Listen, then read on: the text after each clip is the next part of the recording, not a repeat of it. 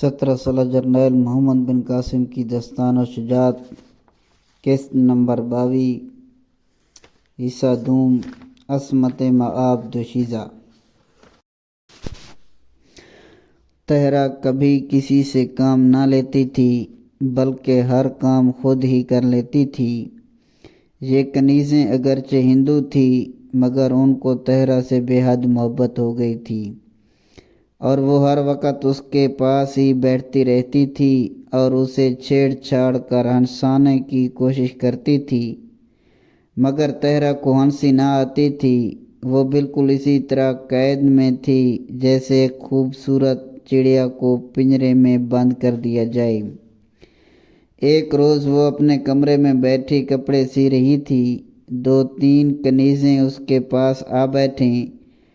آفتاب کو طلوع ہوئے تھوڑا عرصہ گزرا تھا، نرم گرم دن تھے۔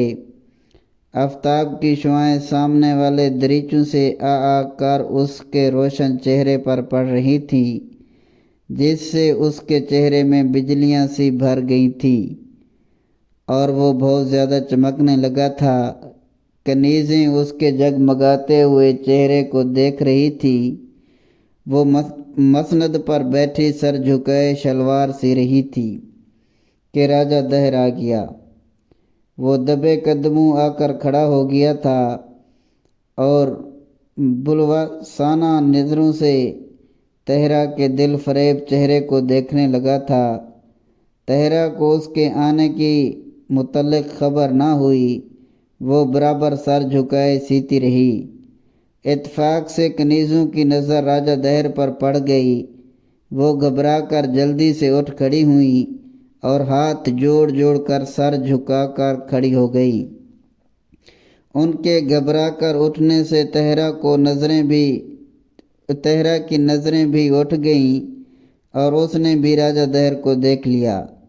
وہ بھی گھبرا گئی اور اس کے چہرے کا شہابی رنگ اڑنے لگا، نازک لبوں پر خشکی دوڑنے لگی۔ وہ لاپرواہی کے عالم میں بیٹھی تھی، مگر اسے دیکھنے کے ساتھ ہی سمٹ کر بیٹھ گئی۔ اب راجہ دہر بڑھ کر اس کے سامنے آ کھڑا ہوا۔ طاہرہ بیٹھی رہی اور سر جھکائے کپڑوں کی طرف دیکھنے لگی۔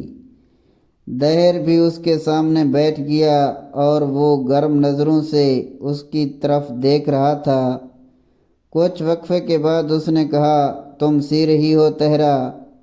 طاہرہ عشق سے ہم کلام ہونا نہیں چاہتی تھی، لیکن خاموش رہنے سے بد اخلاقی سمجھ کر اس نے کہا، ہاں میں سی رہی ہوں۔ دہر، ان کنیزوں سے کیوں نہ سلوا لیا؟ طاہرہ، میں اپنا کام خود کرنا پسند کرتی ہوں۔ دہر، مگر تم نے زیورات کیوں نہیں پہنے؟ طاہرہ، اس لیے کہ مجھے زیورات سے رغبت نہیں ہے۔ دہر، مگر ایک روز تم نے پہن رکھے تھے۔ طاہرہ، مہارانی لادی نے اصرار کر کے پہنا دیے تھے۔ دہر، آج میرے کہنے سے پہن لو۔ طاہرہ، نہیں، میں نے اب زیورات نہ پہننے کا تہیہ کر لیا ہے۔ دہر نے کنیزوں کی طرف ایسی نگاہوں سے دیکھا جس سے ظاہر ہوتا تھا کہ وہ انہیں وہاں سے ٹالنا چاہتا ہے۔ کنیزیں یہ دیکھ کر فوراً سمجھ گئیں اور اٹھ کر چلی گئیں۔ اب دہر ذرا اور طاہرہ کے قریب ہو گیا اور اس نے کہا، طاہرہ، مجھے تم سے محبت ہو گئی ہے، ایسی محبت کہ آج تک کبھی کسی سے نہ ہوئی تھی۔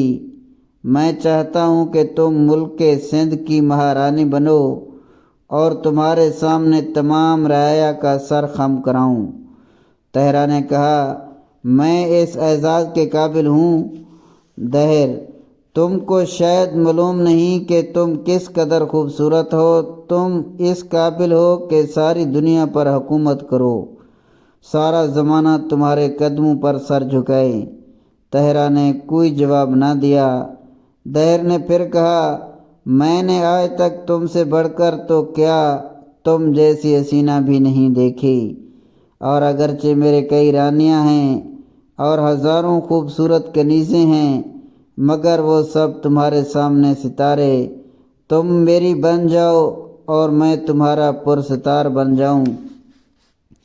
طاہرہ اب بھی خاموش رہی۔ دہر نے بڑھ کر اس کی نازک ہاتھ پکڑنے چاہے مگر طاہرہ فوراً پیچھے ہٹ گئی۔ اسے غصہ آ گیا اور اس نے تیز نظروں سے دہر کو دیکھ کر کہا، یہ کیا حرکت ہے؟